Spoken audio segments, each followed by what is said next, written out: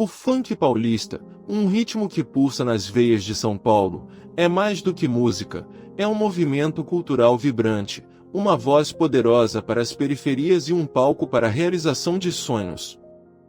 Contudo, por trás do brilho dos holofotes e das batidas contagiantes, esconde-se uma face sombria, marcada por tragédias e mistérios que, para muitos, permanecem sem solução.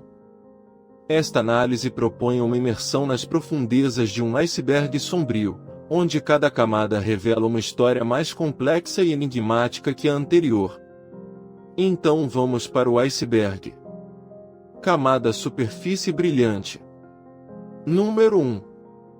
MC Zóio de Gato. Em 9 de abril de 2009, o cenário do funk paulista foi abalado pela notícia da morte de Denner da Silva, conhecido como MC Zóio de Gato, aos 16 anos. Sua partida precoce foi resultado de um trágico acidente de carro ocorrido na madrugada, enquanto ele retornava de uma apresentação na Casa Maria Mariá, uma das principais baladas de funk da capital paulista na época. O veículo, no qual Denner estava acompanhado por outras 3 pessoas, colidiu em Parelheiros, na zona sul de São Paulo. Infelizmente, além de Denner, uma garota também perdeu a vida no incidente, enquanto os outros 2 ocupantes do carro ficaram feridos. O caso foi prontamente registrado no 25º Distrito Policial de Parelheiros. A investigação policial foi concluída e o inquérito foi enviado para a Justiça apenas 4 meses após o ocorrido, em 31 de agosto de 2009. Desde então, a morte de MC Zóio de Gato não teve novas atualizações significativas divulgadas publicamente sobre o andamento na Justiça ou uma possível reabertura da investigação. Embora documentos administrativos datados de 2025, como os diários oficiais, possam fazer menções burocráticas ao seu nome, estas não indicam qualquer reabertura da investigação policial ou o surgimento de novas provas que alterem a percepção do caso. A morte de MC Zóio de Gato é amplamente reconhecida como uma trágica fatalidade de trânsito, sem os contornos de mistério profundo que cercam outros casos no universo do funk. Camada congelada. Número 1. MC Kevin. Em 16 de maio de 2021, o Brasil foi chocado com a notícia da morte de MC Kevin, um dos maiores nomes do funk nacional, aos 23 anos. Kevin faleceu após cair do 5º andar de um hotel na Barra da Tijuca, Rio de Janeiro. Relatos iniciais e posteriores da investigação indicaram que o uso de drogas pode ter contribuído para o trágico desfecho. A investigação policial sobre a morte de MC Kevin foi concluída em outubro de 2021. A Polícia Civil do Rio de Janeiro concluiu que a morte foi acidental, descartando as hipóteses de homicídio ou suicídio. O laudo da necropsia e a análise das circunstâncias levaram a essa determinação oficial. Apesar da conclusão oficial, o caso de MC Kevin foi marcado por intensas discussões públicas e uma sensação de indefinições na justiça, como amplamente reportado na época. A viúva do cantor e seus amigos prestaram depoimentos, e a mídia acompanhou o caso de perto, gerando muitas especulações e debates sobre os eventos que levaram à queda. Até 2025, a investigação oficial da morte de MC Kevin não foi reaberta, e não há notícias de novas provas ou linhas de investigação ativas. Assim como no caso de Zóio de Gato, os documentos administrativos de 2025 que mencionam o nome de MC Kevin são apenas registros burocráticos ou publicações em diários oficiais, e não indicam uma reabertura do inquérito ou o surgimento de fatos novos que alterem a conclusão de acidente. Camada submersa. Número 1. MC da Leste.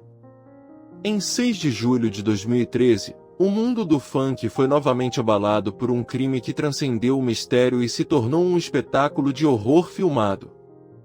MC da Leste foi assassinado a tiros no palco, durante uma apresentação em Campinas, São Paulo. Ele foi baleado na barriga com um tiro fatal, embora a perícia tenha indicado 3 disparos no total.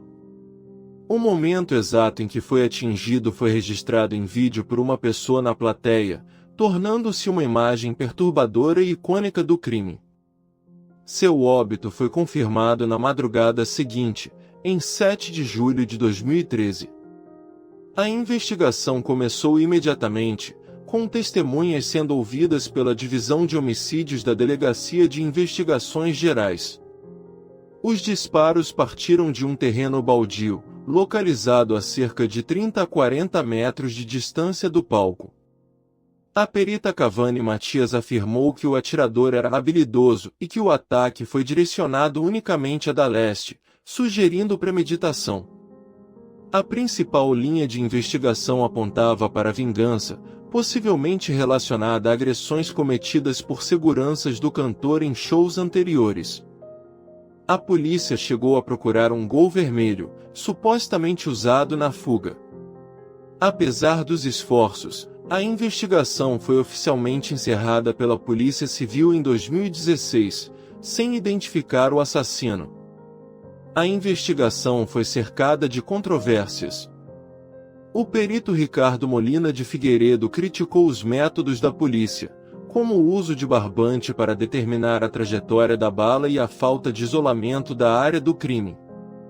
No entanto, ele próprio, ao analisar vídeos gravados pelo público, identificou um ponto luminoso que correspondia ao local indicado pela perícia oficial como a possível posição do atirador. Rumores e teorias sobre a motivação, incluindo a possibilidade de o crime ter sido encomendado por traficante, circularam na mídia ao longo dos anos. O caso da Leste, que parecia fadado ao esquecimento, ganhou um novo fôlego em 2024 e 2025, tornando-se o ápice da camada bizarra e sem solução. Em fevereiro de 2024, um documentário do Globoplay sobre o assassinato de MC da Leste reacendeu o interesse público e trouxe à tona novas informações. Documentaristas envolvidos na produção afirmaram ter encontrado 2 novas testemunhas da morte do cantor, o que gerou grande expectativa. Impulsionada por essas novas evidências e pela repercussão do documentário, a Polícia Civil de São Paulo, em abril de 2025, anunciou a reabertura oficial do caso MC da Leste, buscando finalmente desvendar o mistério que perdura há mais de uma década. Esta reabertura representa um marco crucial, indicando que, mesmo após anos de inatividade, a busca por justiça pode ser retomada diante de novos elementos. A natureza filmada do assassinato de da Leste, combinada com o cenário público e a subsequente reabertura da investigação após anos, o posiciona como o caso mais bizarro e sem solução dentro desta análise. Este desenvolvimento demonstra o poder da mídia e da pressão pública em influenciar casos arquivados e, potencialmente, corrigir falhas investigativas iniciais. A transição de um caso encerrado para reaberto é um avanço significativo para 2025, ilustrando que mistérios verdadeiros podem persistir e evoluir, e que a busca por respostas pode ser reativada por novos elementos. Camada Gelo Profundo. Número 1. MC Felipe Boladão. Um dos nomes mais marcantes da época foi MC Felipe Boladão, assassinado em 10 de abril de 2010, aos 21 anos. Felipe Wellington da Silva Cruz, conhecido como Felipe Boladão, foi morto ao lado de DJ Felipe de Praia Grande. Os dois estavam em Praia Grande, aguardando uma carona para uma apresentação em Guarulhos, quando um homem em uma motocicleta se aproximou e abriu fogo contra eles. Mesmo socorridos e levados ao pronto-socorro, não resistiram aos ferimentos. O crime chocou a comunidade do funk e marcou o início de uma sequência de assassinatos de MCs na Baixada Santista. Até hoje, o caso de Felipe Boladão segue oficialmente sem solução. Não há informações públicas de reabertura da investigação ou avanços significativos até o ano de 2025. As únicas menções oficiais são de caráter administrativo, sem indícios de progresso nas apurações. A morte de Felipe Boladão foi o marco inicial de um período sombrio na história do funk do litoral paulista. Camada Núcleo Abissal. Número 1. A Era das Chacinas de MCs da Baixada Santista, de 2010 a 2013. Adentrando uma camada mais profunda do iceberg, sai-se da tragédia individual e chega-se a um padrão assustador de violência. Entre 2010 e 2013, o funk paulista, especialmente no litoral de Santos, que era o epicentro do gênero, enfrentou um período de terror conhecido como a Era das Chacinas de MCs. Diversos funkeiros foram brutalmente assassinados a tiros, e o mais chocante, a maioria esmagadora desses crimes permanece sem solução até hoje. Documentários como Mortos em Abril, 4 assassinatos que abalaram o funk em SP abordam essa fase violenta, destacando a ausência do Estado, a falha das investigações e o impacto devastador na ascensão do gênero. Essa era representa uma transição crítica de tragédias isoladas para uma questão sistêmica, com múltiplos MCs mortos em curto espaço de tempo e nenhum avanço nas investigações. As hipóteses levantadas vão desde violência ligada a facções criminosas, rivalidades internas, até descaso policial. MCs assassinados na Baixada Santista. MC Duda do Marapé, assassinado em 12 de abril de 2011, aos 27 anos. MC Primo, assassinado em 19 de abril de 2012, aos 28 anos. MC Careca, assassinado em 28 de abril de 2012, aos 33 anos. A recorrência e a falta de resolução desses casos reforçam que o problema foi muito além de incidentes isolados. Tudo aponta para um cenário de violência estrutural que impactou diretamente a comunidade do funk da Baixada Santista. Espero que tenham gostado. As mortes desses artistas e profissionais da música não são apenas estatísticas, elas são cicatrizes na história do funk, lembretes da fragilidade da vida e da complexidade de um cenário que, ao mesmo tempo em que celebra a vida e a cultura, é palco de dramas profundos. Enquanto alguns casos permanecem oficialmente fechados, a busca por respostas e justiça continua, seja pela persistência da polícia, pelo trabalho de documentaristas ou pela memória incessante dos fãs.